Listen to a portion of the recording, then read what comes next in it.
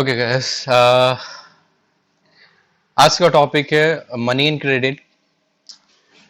कल ऑलरेडी हम लोगों ने ये चैप्टर ऑलरेडी स्टार्ट किया हुआ था, जहाँ पे मनी एंड क्रेडिट के बेसिक स्ट्रक्चर्स हम लोग पढ़ चुके थे कि करेंसीज एंड डिफरेंट स्ट्रक्चर्स जो थे वो हम लोगों ने पढ़ लिया हुआ था। आज हम लोग उसके कुछ अदर एस्पेक्ट के ऊपर देखेंगे, जिसमें हम लोगों ने ऑलरेडी बैंक्स के ऊपर, करेंसीज के ऊपर, barter system, check facility, modern banking system खत्म कर लिया था। आज हम लोगों को उसके कुछ डिटेल्स आगे के देखने हैं, जो कि आते हैं credit. We have to go towards the credit. So credit के बारे में जब भी हम लोग बात करते हैं तो there is a important fact which we have to check it out, that credit बोलने से, क्रेडिट या फिर लोन जिसे हम लोग कहते हैं, is an arrangement in which a lender supply to a borrower. मतलब एक पर्सन अपना अमाउंट किसी दूसरे अमाउंट पर्सन को देता है, इन रिटर्न्स उसको उससे कुछ प्रॉफिट हो। प्रॉफिट इन द सेंस उसको इंटरेस्ट मिलता है।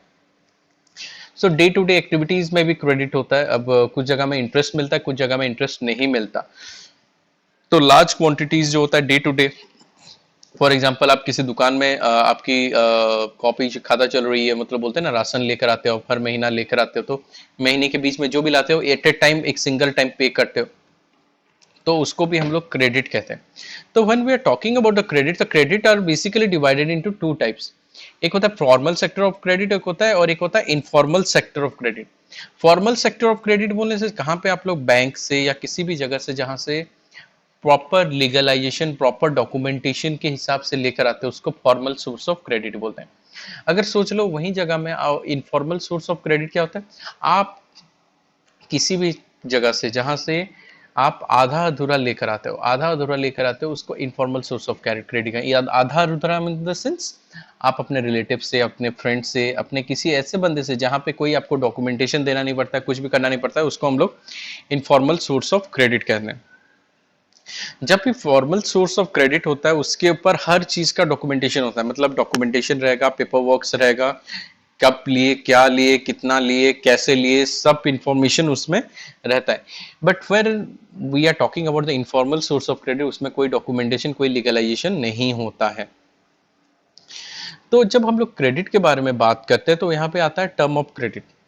टर्म ऑफ क्रेडिट मीन्स कुछ रूल्स एंड कुछ टर्म्स होते हैं, कंडीशंस होते हैं, जिसके हिसाब से लेना होता है।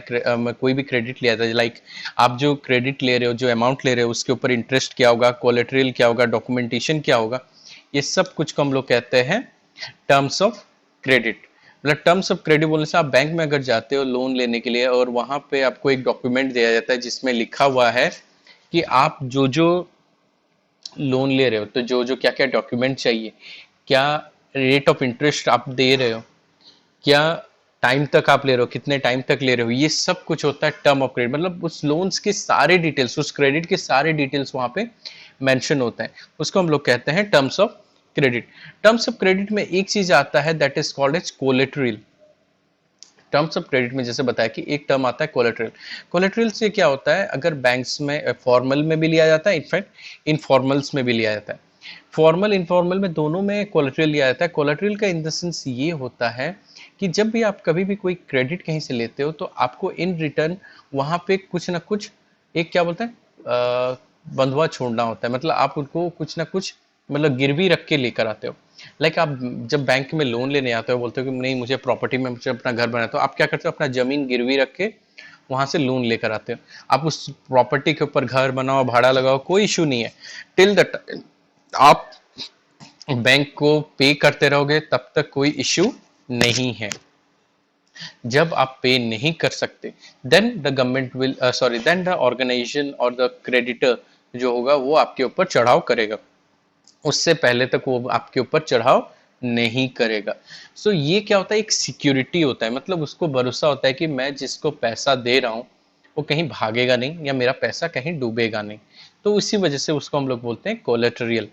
गांव में भी जाते हो, देखते हो साहूकार लोग होते हैं जहाँ पे, जिनसे हम लोग पैसा लेकर आते हैं, या कोई इनफॉर्मल से, गांव में क्या होता है, लोगों के पास ज्यादा ऑप्शंस नहीं होता, तो वो लोग क्या करते हैं, साहूकार लोगों से पैसा लेकर आते हैं। तो उनके पास गिरवी क्या रखते हैं, अपने जमीन जायदाद, कभी कभार घर के बर्तन पे तक रखते हैं, सोने चांदी रखवा देते हैं। इवन गाय भैंस बकरी भी होती है, वो भी गिरवी रखवा देते हैं। तो ये सब चीजें जो होता है इसको हम लोग बोलते हैं कोलेटरियल। ये कोलेटरल्स, तो ये कोलेटरल्स इन टर्म ऑफ क्रेडिट, तो ये क्रेडिट के पॉइंट्स में चले गए। अब आता है varieties of the credit arrangement. अगर हम लोग क्रेडिट अरेंजमेंट देखते हैं तो कैसे कैसे होता है, अभी जैसे आपको बता रहे थे कि फॉर्मल इनफॉर्मल, तो ये दोनों में ही मिक्सअप होता है।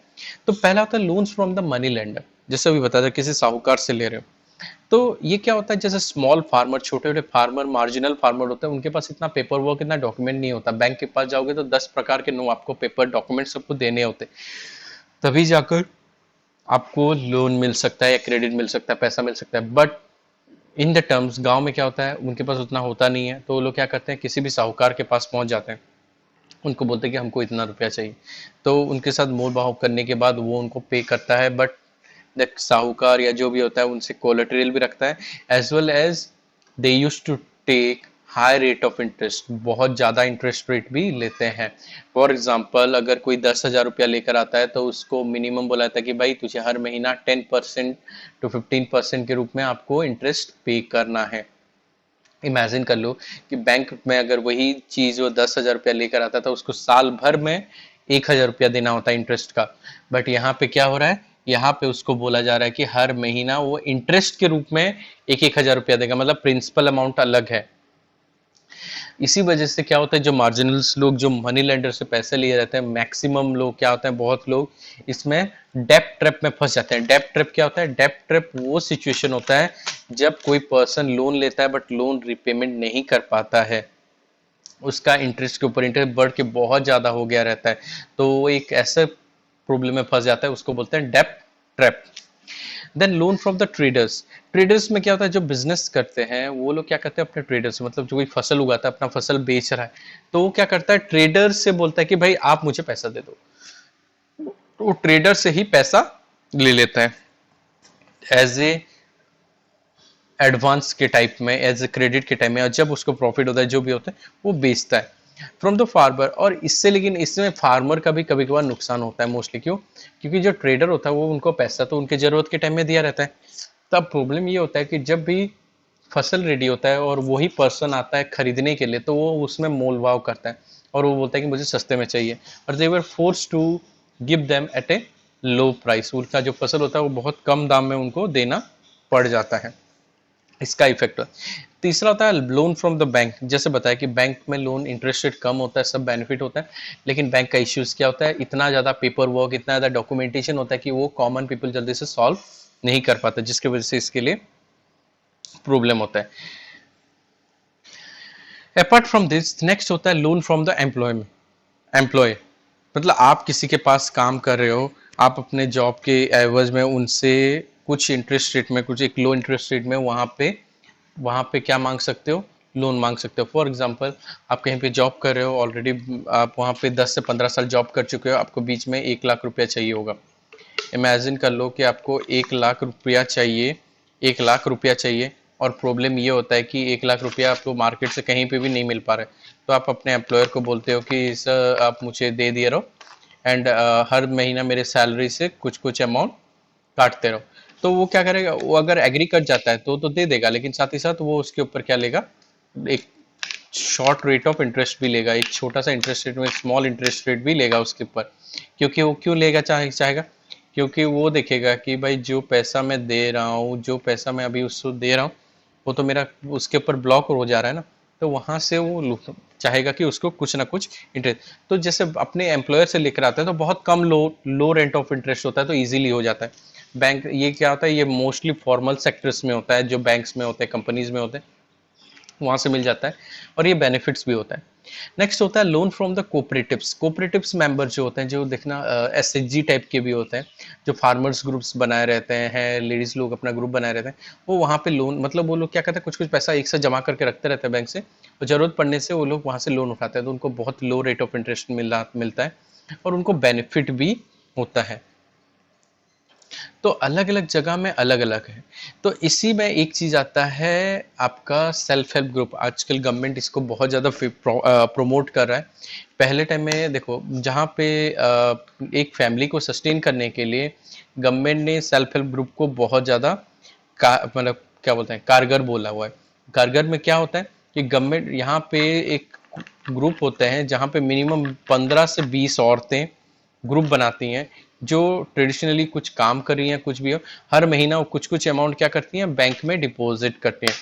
और उनको बैंक से जब उनका अच्छा खासा ट्रांजेक्शन चलता है तो बैंक से उनको क्या करता है, मिलता है बहुत लो रेट ऑफ इंटरेस्ट में लोन मिलता है। और वही पैसा को वो लोग अपने पास यूज करते हैं for their own benefits. For their own benefits in the sense, उनको कुछ काम करना है, कोई बोलता है कि हम लोग अगरबत्ती का बिजनेस कर रहे हैं, कोई बोलता है पापड़ बड़ी का कर रहे हैं, कोई बोलता है अचार का कर रहे हैं, तो वो लोग उसी से करते हैं। जो सब्जी वाली आप लोग देखते हो, जो सब्जी वाले आते हैं, ये लोग सारे आज के डेट में एसएचजी के ग्रुप के होते हैं, जो हर महीना हर हफ्ता थोड़ा थोड़ा थोड़ा थोड़ा अमाउंट उनको रिपे करते आते हैं, और उनको एक ही बार में बहुत अच्छा खासा अमाउंट भी मिलता है, क्योंकि बाकी जगह में उनको, और जो एसएचजी से में लोन मिलता है उसमें कोई भी कोलेटरल देना नहीं पड़ता। ये लोन का एक बेनिफिट ये होता है इस एसएचजी में कि उनको कोई भी कोलेटरल देना नहीं पड़ता। इसी वजह से एसएचजी का जो लोन मिलता है वो इजीली लोग इजीली काम कर सकते हैं। इंडिया के में जितना भी हम लोग बात किए हैं, आज भी देखा जाए तो इंडिया में आज भी मेजोरिटी पीपल्स, अगर बात किया जाए तो आज भी इनफॉर्मल सेक्टर में लोन लेते हैं, स्पेशली मनी लेंडर। गाँव गाँव में जाओगे आपको इजीली दिख जाएगा, साहूकार लोग होते हैं उन्हीं के पास से आते हैं, आएंगे घर में अपना कान का या फिर चेन अंगूठी कुछ भी होगा ना, वो गिरवी रख के ले आते हैं। यहाँ पे पीतल का बर्तन होता है ना, वो भी देख कर चले जाते थे, उसको देख कर चले जाते थे, और वहां से कुछ ना कुछ अमाउंट अगर वो लोग पे कर पाए, इंटरेस्ट दे पाए तो ठीक, अदरवाइज वो सामान उनका हो गया। ये सारे सिस्टम होते थे। अब जब हम लोग बात करते हैं तो features of the formal sector, हम जब बात करते हैं तो features of the formal sectors का, तो यहाँ पे बहुत सारे देखो, जैसे कि हम लोग बात कर रहे हैं, it provide the loan comparatively low. अगर हम लोग फॉर्मल सेक्टर का बात करें तो फॉर्मल सेक्टर में जो इंटरेस्ट होता है कंपैरेटिवली लो होता है as compare to informal sector, क्योंकि ये सारे चीज को, फॉर्मल सेक्टर को ऑब्जर्व और सुपरवाइज कौन करता है, RBI, reserve bank of India. जितने भी कोऑपरेटिव्स होते हैं, जितने भी बैंक्स होते हैं, उन सब के ऊपर नजर रहता है आरबीआई का। आरबीआई अगर कोई आरबीआई ने नहीं रखा तो ये लोग कोई भी अपना मनमानी कर सकते हैं, लेकिन आरबीआई के नॉर्म्स के हिसाब से चलते हैं, इसी वजह से ये लोग मनमानी नहीं कर सकते कि बेसिक रेट्स ऑफ इंटरेस्ट में ये लोग ले सकते हैं। गवर्नमेंट उनको बताया रहता है, बैंक उनको दिया रहता है कि आरबीआई के तुम इतना से इतना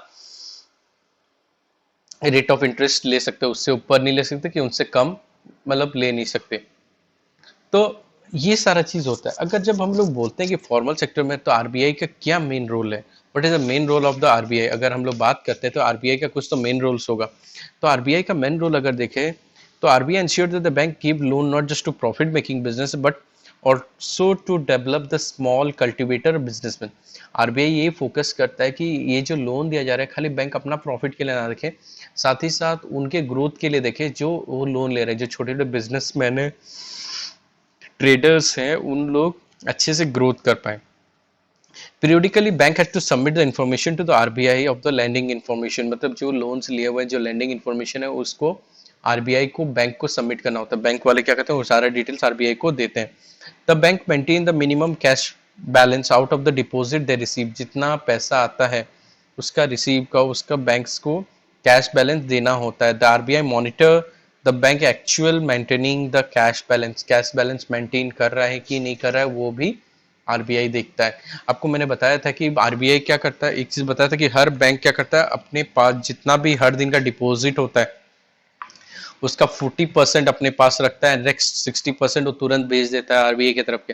तो ये सारे सिस्टम्स किस लिए होते हैं कि कोई भी बैंक अपना आपको डुबा ना, मतलब कोई भी बैंक मनचाहा किसी का, कोई आज बैंक का परमिशन लेकर आरबीआई का खोल दिया, पैसा आ गया तो पैसा लेकर भाग नहीं सकता कि अपने हिसाब से नहीं चला सकता, नहीं, जो भी पैसा आएगा उसका 40% वो रखेगा, 60% मूव कर जाता है, जो सरप्लस अमाउंट होता है वो मूव कर जाता है। मूवमेंट इसलिए होता है कि मनी का मूवमेंट होता रहे, अब जब जरूरत है, मतलब कोई भी बैंक का जो अमाउंट होता है, कोई भी बैंक बंद होने वाला होता है तो आरबीआई उसमें इंटरफियर कर सकता है, क्योंकि यही चीज है कि पब्लिक का पैसा ना बर्बाद हो, पब्लिक का पैसा ना डूब जाए बोल के। अब जब हम लोग बात करते हैं informal sector of credit, informal sector में क्या होता है, नो डाउट इनफॉर्मल सेक्टर में इजीली क्रेडिट अवेलेबल हो जाता है, मतलब ज़्यादा आपको टेंशन लेने की जरूरत नहीं होती, इजीली मिल जाता है। बट आपको यहाँ पे क्या होता है, आपको हाई रेट ऑफ इंटरेस्ट देना पड़ता है, यू हैव टू पे हाई रेट ऑफ इंटरेस्ट, आपको कोलेट्रल भी देना पड़ता है, और मोस्टली चांसेस होता है आप डेप्ट ट्रैप में फंस जाते हैं। पहले क्या होता था, इनफॉर्मल सेक्टर का बहुत ज्यादा खतरनाक होता। बंधुआ मजदूर के बारे में आप लोग सुने होंगे। ये बंधुआ मजदूर क्या होते थे, मतलब एक खानदान, एक बाप, उसके एक बाप पैसा लिया हुआ है और उसका बाप इंटरेस्ट के ऊपर इंटरेस्ट, अगर एक महीना इंटरेस्ट नहीं दिया तो अगले महीना इंटरेस्ट के ऊपर इंटरेस्ट पे करते करते वो उसकी जिंदगी खत्म हो जाती थी। उसके बाद उसका बच्चा भी उसी के अंडर में आ जाता था, चपेट में आ जाता था। भाई तेरा बाप लोन लिया था, तुझे भी लोन का पे करना है, till the time you won't be paying तू नहीं निकल सकता। मतलब टिल द टाइम अगर बोल दिया ना, कुछ साल हो जाता है तो उन लोगों से इतना ज्यादा वो लोग पैसा, मतलब अगर फॉर एग्जाम्पल 1,000 रुपया दिया है ना, तो 1,000 रुपया का उससे कम से कम 20,000 रुपया तो निकलवा ही लेते थे। और नहीं निकाल पाए तो उसको मार पीट के उसको अपने घर में बंधुआ मजदूर की तरफ रख लेते थे, नौकर बना के रख लेते थे, फ्री में काम करवाते थे। तो ये डिपेंडेंट होता है, उनका जमीन जायदाद जो होता था वो उनसे छीन लेते थे। तो ये होता है कि informal sector of credit, informal sector of credit literally बहुत ज्यादा प्रॉब्लम्स क्रिएट करता है, स्पेशली डेप्ट ट्रैप करता है। तो इसी वजह से हमने बताया ना कि सेल्फ हेल्प ग्रुप के बारे में बताया। सेल्फ हेल्प ग्रुप ये जो गवर्नमेंट ने स्टार्ट किया था, हेल्प किया था लोगों को, बैकग्राउंड जो सोशली और इकोनॉमिकली दोनों स्टेबिलिटीज आएगा बोल के उन्होंने पब्लिक को बताया कि अगर आप लोग, जैसे औरतें घर संभालती हैं, अगर औरतें ही सेल्फ हेल्प ग्रुप चलाएंगी तो इनिशियली इसी वजह से औरतें ही करती हैं। और वहां पे बोला गया कि आप सेल्फ हेल्प ग्रुप चलाओगे, हर महीना अपने सेविंग से कुछ कुछ रुपया डिपॉजिट करो। अगर सोच लो कि 10 औरतें मिलके हर महीना 100-100 रुपया, तो हर महीना वो लोग बैंक में 1,000 रुपया रख रहे हैं। एक साल में रखेंगे तो 12,000 रुपया हो रहा है। एक साल के बाद उस बैंक में कुछ ना कुछ तो इंटरेस्ट आएगा, वो इंटरेस्ट भी उस सबको शेयर हो रहा है। प्लस बैंक वाला देख रहा है कि सेल्फ हेल्प ग्रुप हर महीना रख रहा है, तो 12,000 रख रहा है तो अच्छा खासा उनको सोच लो 50-60 हज़ार रुपया लोन दे रहा है। वो लोन 10 लोगों के बीच में डिवाइड होगा कुछ काम करने के लिए सेल्फ हेल्प ग्रुप के अंडर में।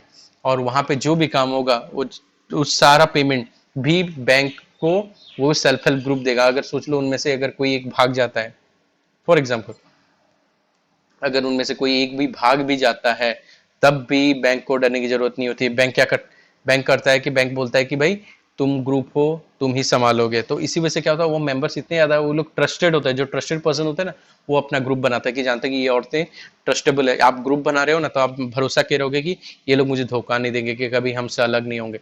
तो सबको अपनी जरूरत होती है, तो वो सब मिल के रहते हैं और सब लोग हर महीना थोड़ा थोड़ा फिर उसको रिपेमेंट करते हैं। धीरे धीरे करके ये रिपेमेंट के चक्कर में उनको एम्प्लॉयमेंट, सेल्फ एम्प्लॉयमेंट भी होने लगता है।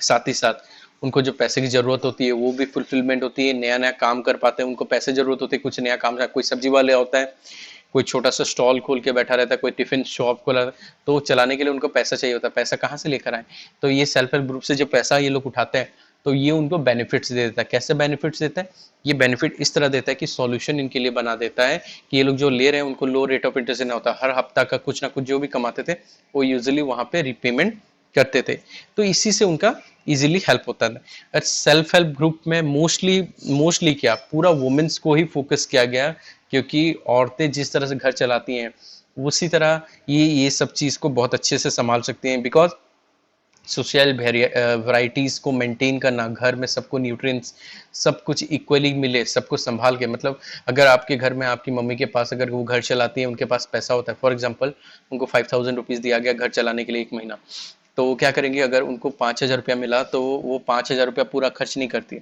आपके राशन के ऊपर सोच लो कि 2,000 रुपया खर्च कर ली, कुछ एक्स्ट्रा खर्च के लिए रखवा दिए, वो अपने पास क्या करती 1,000 रुपया अलग से रखेगी, किसी को बताती नहीं है कि 1,000 रुपया है बोल के, और खत्म हो गया बोलने की, वो खुद भी यूज नहीं करते, अपने यूज के लिए अलग है।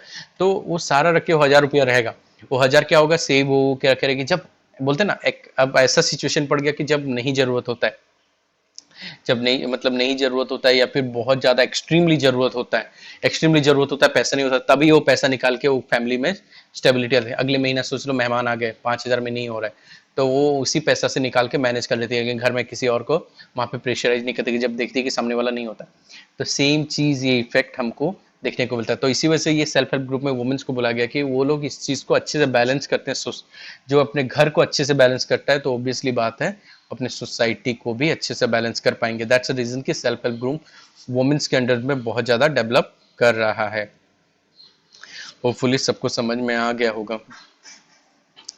सेल्फ हेल्प ग्रुप को मैं जैसे आपको बताया वुमेन्स के बारे में, अगर आप एग्जांपल देखना चाहते हो कि बोलते हो कि सर नहीं हमारे घर में हमारी मम्मियाँ तो या औरतें पैसा नहीं रखती है, एग्जांपल देख लो डीमोनेटाइजेशन के टाइम में हर किसी के घर में गड़ा हुआ खजाना निकला है। मतलब जो black, I am not talking about the black money, but आपके घर में बोला हाँ जितना घर का पैसा है निकाल दो, एक्सचेंज कर लेंगे बोल के।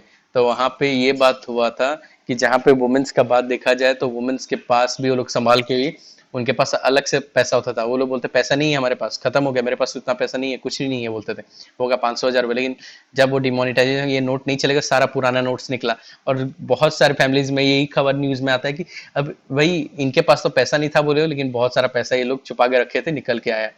घर में किचन में कहीं रखे रहेंगे, कोई बर्तन में, कोई ढक्कन में, कोई अलमारी के कहीं, कि कपड़े के अंदर, बहुत जगह में छुपा गया। तो ये क्या होता है, ये उनका टेक्निक है कि दिस इज नॉट वो चोरी करते हैं, दैट इज अ टेक्निक कि वो सेविंग्स करती है। कहाँ कहाँ पे भी वो लोग अपने ट्रैक लगा के, कहाँ पे सब्जी वाले से 2 रुपया, दूध वाले से 5 रुपया, कपड़े वाले से बार्गेनिंग करके, कहीं ना कहीं बार्गेनिंग करके वो एडजस्टमेंट करके एक अमाउंट सेव कर लेते हैं, क्योंकि जब जरूरत होगा तो उस अमाउंट को यूज कर पाए। Okay, with this, the chapter came to an end. Thank you.